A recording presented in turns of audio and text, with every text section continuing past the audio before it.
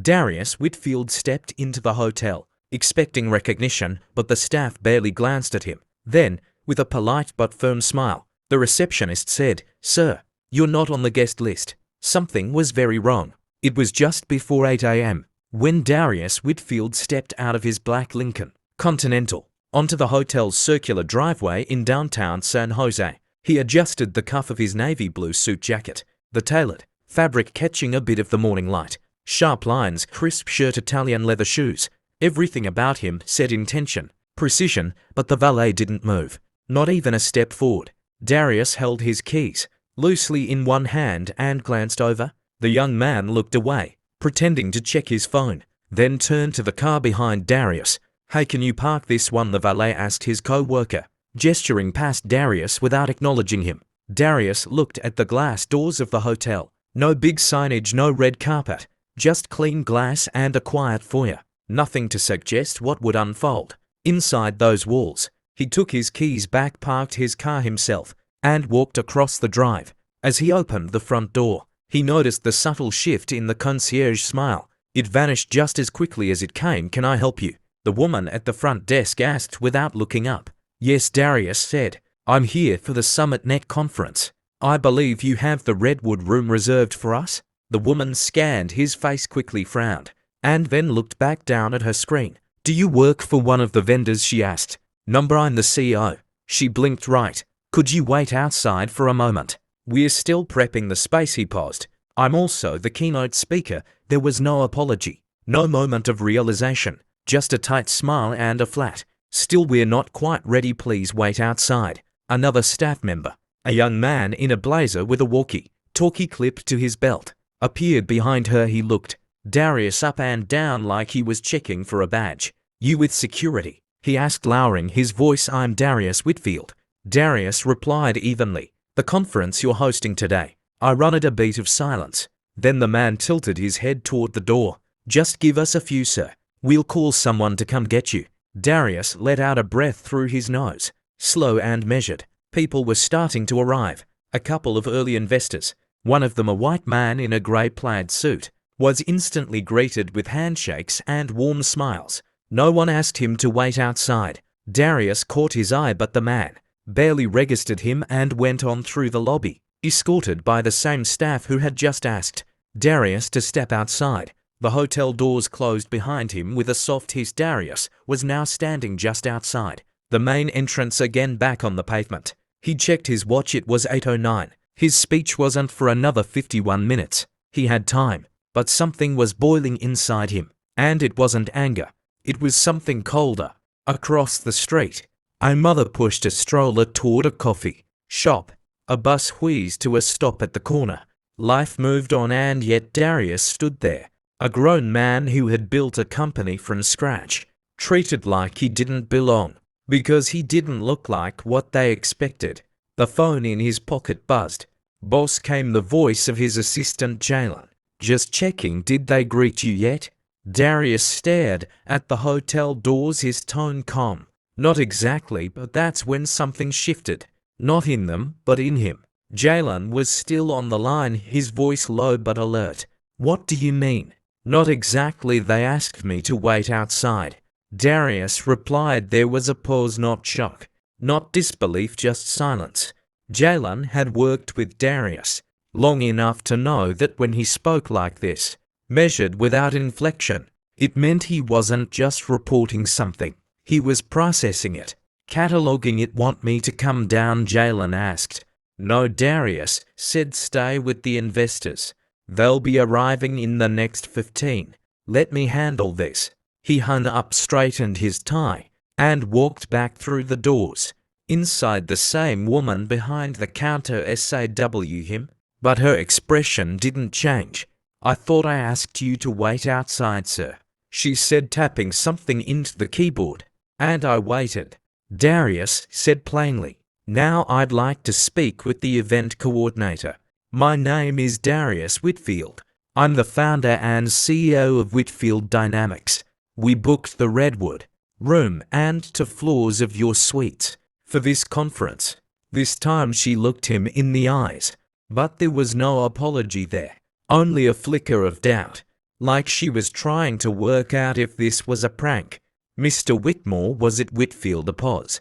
She turned to the young man in the blazer. Can you call Gina from events? The man nodded and walked off. Meanwhile, a bellhop wheeled by with a luggage cart stacked with briefcases. Darius stepped aside and caught a glimpse of two of his board members stepping out of the elevator, each with branded SummitNet conference badges clipped to their suits. They greeted a hotel manager who appeared to have materialized out of thin air to shake their hands. Darius raised a hand slightly to get his attention. The manager glanced at him, hesitated, then turned away. Ma'am, Darius said calmly, turning back to the front desk. I'm going to say this one more time. I'm not a guest. I'm not with security. I'm not delivering anything. I'm the reason these people are staying here. I organized this entire summit. I brought 60 of the most influential investors in West Coast tech into this building today. The woman opened her mouth, but before she could say a word, the man with the walkie-talkie returned. She's on her way, he said. Then after a pause, you really the CEO? Darius gave a small smile. I didn't just build this company. I financed it. I wrote the first line of code. I signed the contract with this hotel. And I chose this location because I believed in the idea of professional courtesy. They both stared at him. He added, I've got $5 billion under management, and I almost trusted you to help grow that. The silence that followed was different this time. It wasn't disbelief. It was discomfort. The woman behind the desk shifted, suddenly unsure of what to say. Before she could try, Gina from events walked briskly into the lobby, holding a folder. Already talking. Mr. Whitfield, I am so sorry for the delay. We weren't informed you'd arrived. Please come with me. We have the Redwood room set and coffee being served.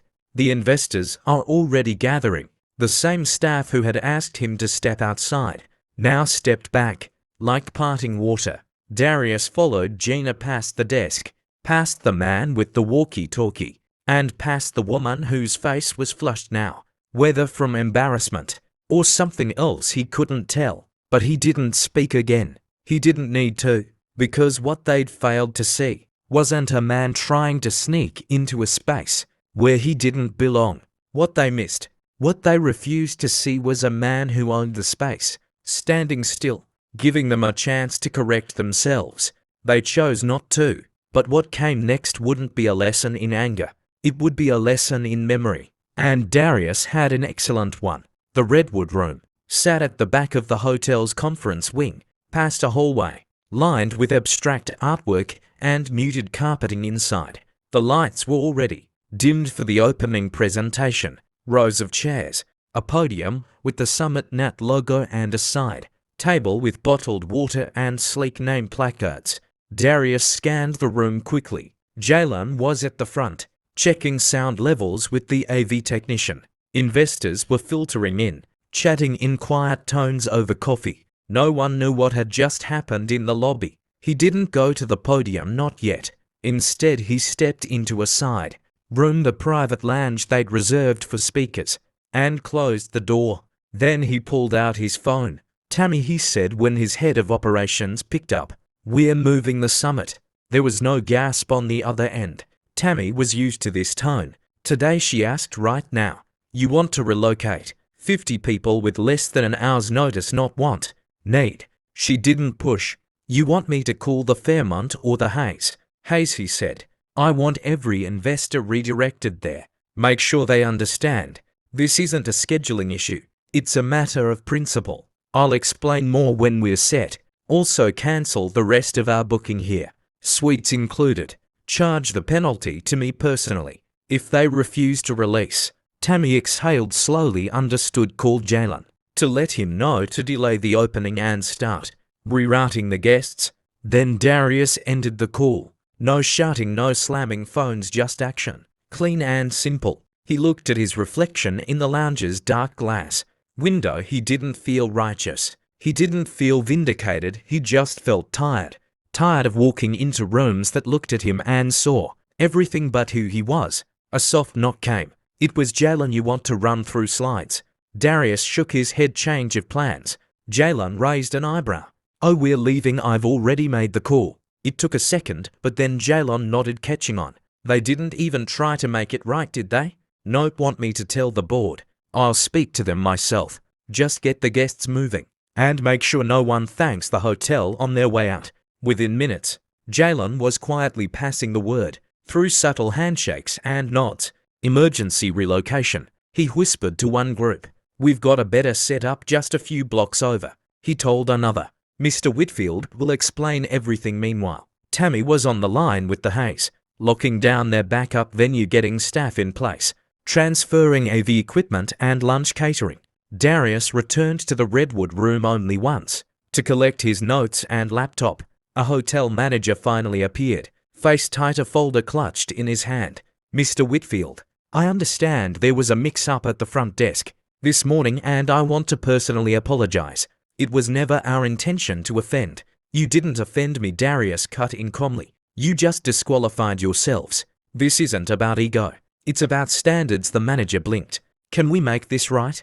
Darius zipped his laptop case and looked at him. You had your chance. He didn't raise his voice. He didn't need to, because the only thing louder than outrage is absence. And that room, minutes ago full of top-tier investors, was emptying fast as Darius exited through the same lobby where he'd been told to wait outside. He saw the same desk clerk watching him, her lips pressed in a line. The young man with the walkie-talkie was gone. He didn't stop walking. A black SUV was waiting out front. The driver opened the door, and Darius got in, his phone already ringing. But this wasn't the end of the day's story. It was just the part where other people started catching up. By the time the first tray of croissants made it to the now half-empty Redwood room, most of the guests were already blocks away, gathering in the grand atrium of the Hayes, San Jose's other luxury hotel. Unlike the first venue, staff there didn't need to be convinced of who Darius was. They welcomed him like they'd been preparing for this for weeks. Meanwhile, back at the original hotel, the front desk looked confused. The receptionist kept checking her screen, scrolling through the guest list, then the room blocks. Her brow furrowed as she picked up the phone. Gina, the conference guests. They're leaving. Gina, the events coordinator, was in the loading bay, helping the AV team pack up gear. What do you mean leaving? I mean, people are checking out. They're cancelling their keys. Some just walked out without saying anything. In less than 20 minutes, the lobby that had been filling with handshakes and business cards now had wide gaps. Conference signage still stood, but the energy had drained, like water through a cracked floor.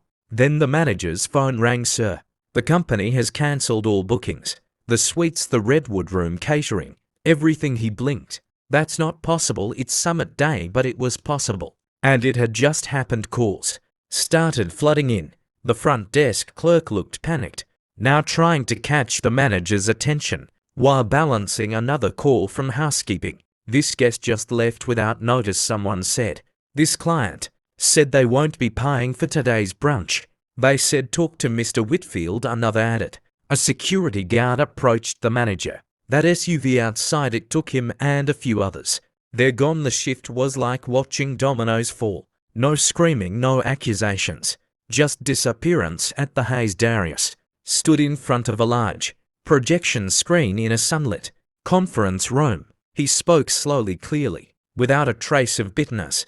Before we begin, I want to thank you all for your flexibility. I know the change of venue was unexpected, but I believe where we gather says a lot about what we value. A murmur of agreement moved through the room. I chose that previous hotel for its reputation, its service, its proximity to your offices. But this morning I was reminded that a polished lobby and a 5-star rating don't guarantee respect. He paused. I was asked to wait outside twice by staff who never once asked my name. I parked my own car. I reintroduced myself. I explained who I was. But in that space, none of it mattered. A few jaws tightened. Heads shook. Some of you might be surprised by this, others less, so he let that sit for a beat. But I don't believe in yelling. I don't believe in dragging people down just to prove a point. I believe in moving forward. And today we're doing just that. somewhere that sees us, hears us, and treats our business with the seriousness it deserves. The crowd applauded not out of pity but respect. In the back, Jalen watched, arms crossed, proud. Meanwhile, at the first hotel, the conference signage was being taken down. Maintenance staff wheeled away coffee urns no one had touched. A team from catering stood idle, glancing around, unsure if they should even begin plating the food.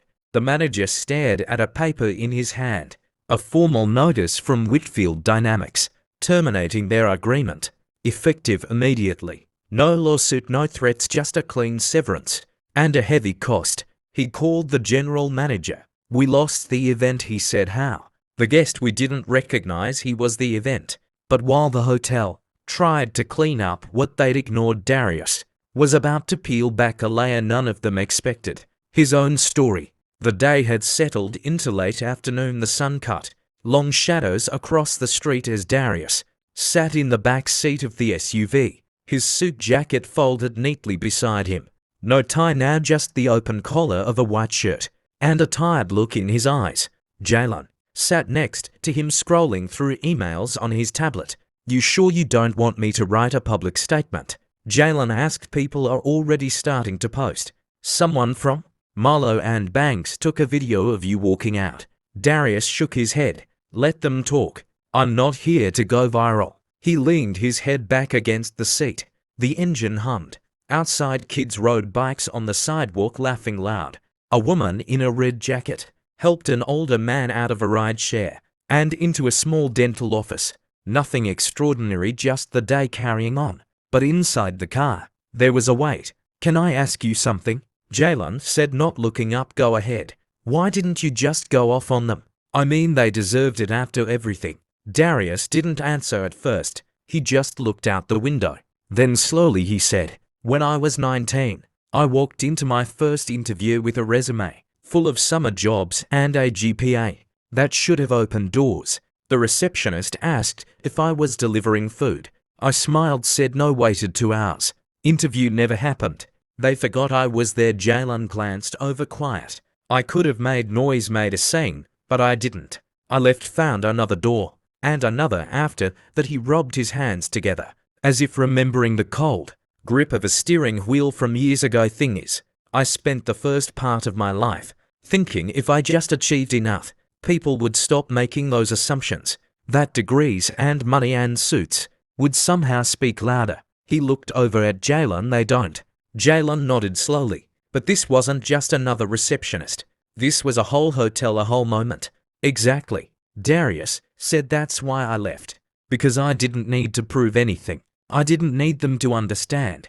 I needed the people watching to see what it looks like when you refuse to beg for respect that you've already earned." He exhaled, looking out the window again. "My father used to say, you can't force people to see you, but you can choose where you won't be invisible." Jalen leaned back in his seat, letting that settle. They stopped at a light. Across the intersection, a billboard flashed with an ad for a startup accelerator. Young faces, sleek logos, bold colors. Jalen smiled. "You ever think we'd be the ones running those things instead of applying to them?" Darius smirked. "Every day, and still doesn't feel real sometimes." The SUV pulled to a stop in front of the Whitfield Dynamics building, glass, steel and quiet pride. As they got out, the receptionist in their lobby waved, already holding the elevator. As they rode up, Jalen broke the silence. "You ever think about telling that story? The 19-year-old version?" "Maybe," Darius said, not for sympathy but for clarity. "Because people think this stuff just happens. Now and then, one bad day, one rude employee. But it's never just about one moment. It's about patterns, repeated, sharpened and buried." He stepped off the elevator, briefcase in hand. "You can't fix what people won't name, but you can show them how to walk away from it with their dignity intact." But what Darius didn't realize was that this story, his quiet stand, was already moving beyond him. The fallout started quietly, not with headlines, not with outrage, just a few whispers passed in the corner of conference rooms, then a handful of emails. By midweek, 3 other companies had quietly cancelled their bookings with the same hotel. No statements, no protests, just a simple message: We've decided to move in a different direction. But inside those boardrooms, the conversation wasn't vague. You hear what happened with Whitfield's team. Yeah, we don't need that kind of risk tied to our name. What's the backup venue again? The hotel tried to patch the damage. A regional sales director reached out to Whitfield Dynamics, offering complimentary bookings for the next quarter, free suites for executives, even SPOR credits for visiting investors. The offer didn't make it past Tammy. She read it, closed the email and marked it as handled. Darius never replied, because when trust breaks like that, it's not something you repair with discounts. It's not a billing issue. It's about what you allowed to happen on your watch. Meanwhile, word of the relocation spread to media circles. A small tech outlet published a story, not a takedown, just a timeline. What happened? Who saw it?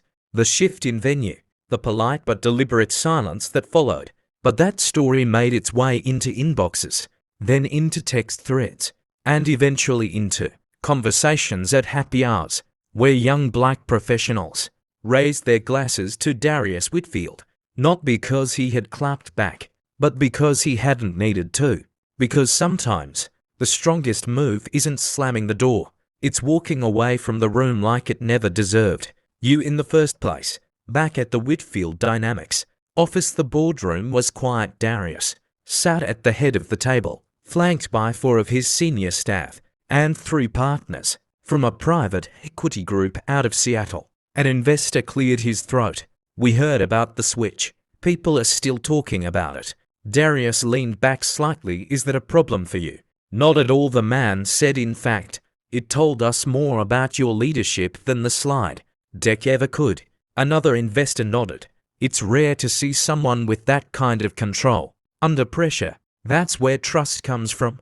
Darius gave a small nod but didn't gloat. This wasn't about winning. It was about never playing by a rigged rule book to begin with. Later that evening he walked the quiet floor of the office, stopping to glance at a whiteboard filled with scribbled diagrams, sticky notes and equations. Jalen was there too, sipping something from a chipped mug. You see the write-up? He asked. I did. They left out the part where the valet ignored you. They always leave something out, Darius said. Doesn't matter, Jalen added. People know what it was. The ones who need to know. They got the message. Darius looked over the whiteboard again. You know, when we built this place, I didn't want it to be flashy. I didn't want people to walk in and feel impressed. I wanted them to feel seen. That's the difference. Jalen nodded. They see you now. No, Darius said quietly. They always saw me. They just never expected me to be the one signing the checks. He turned toward his office, flicked off the lights and paused at the doorway. Let's keep building, he said, but before he left for the night, there was one more person Darius needed to talk to, someone who reminded him why moments like this matter. The next morning Darius stood by the floor-to-ceiling windows of his office, a fresh mug of black coffee in hand. The sky was a flat silver, the kind that made everything outside feel quiet and far away. There was a soft knock at the door. Come in, he said, not turning around. The door opened and a young man stepped in. Elijah Green, mid-20s, sharp but still green around the edges, one of Whitfield Dynamics' junior analysts. He held a folder in his hand but looked unsure if now was the right time. You said you wanted to meet Elijah asked. Darius turned, gave a small nod, and gestured to the chair across from him. Elijah sat, setting the folder on his lap but not opening it. His eyes flicked to the side, like he wasn't sure how to begin. I heard what happened at the hotel, he finally said. Some of us were talking about it in the lunch room yesterday. Darius didn't say anything right away. He just let the silence hold. Not uncomfortable, just steady. I guess I just wanted to ask, how do you not let it get to you? Elijah said. How do you stay calm when it's that obvious? Darius smiled slightly. You think I stayed calm? Elijah paused. Didn't you know? Darius said. I just didn't let them see it. He set his coffee down. You know what they saw when I walked into that hotel? A man standing where they didn't think he should be. Nothing else mattered. Not the work, not the contracts, not the conference. Just their own picture of what power looks like and who doesn't fit it. Elijah leaned forward. So why not confront them? Why not tear into them and let the world see? Because the world already sees. That's not the problem, Darius said. The real fight isn't about proving anything to them. It's about teaching the people who come after us that you don't need their approval to make moves. You don't need permission to belong. Elijah nodded slowly. You handled it with class, he said. If it were me, I don't know, that's the thing. Darius said you don't have to know. You just have to remember this: never trade your composure for someone else's ignorance.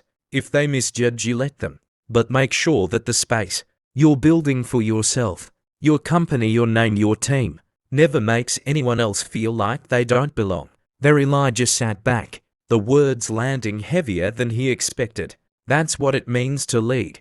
Darius said you don't yell at the wall. You build a door somewhere else. They sat in silence for a few seconds. Then Darius leaned forward. Now, he said, tapping the folder Elijah brought. What's in here? All right, Elijah said, startled back into work mode. New proposal from the behavioral data team. We made some changes based on your notes last week. Darius flipped it open and scanned the first page. Good, let's meet with the team this afternoon. Elijah stood to leave but stopped at the door. Thank you, he said. For what? For showing us how to move without ever lowering yourself. Darius gave a quiet nod and Elijah left the room. Outside, traffic moved steadily, like the world hadn't noticed any of it. But the people who had noticed, they wouldn't forget, because this wasn't just about one man and one hotel. It was about all the rooms people walk into, where someone looks up and sees only half the story. It was about the quiet ways power can speak, through action, not reaction. And it was about rewriting the rules without ever picking up the pen they tried to hand you. If you want more story like this, hit like, subscribe, and turn on the bell icon, because the next story might just be your worst nightmare.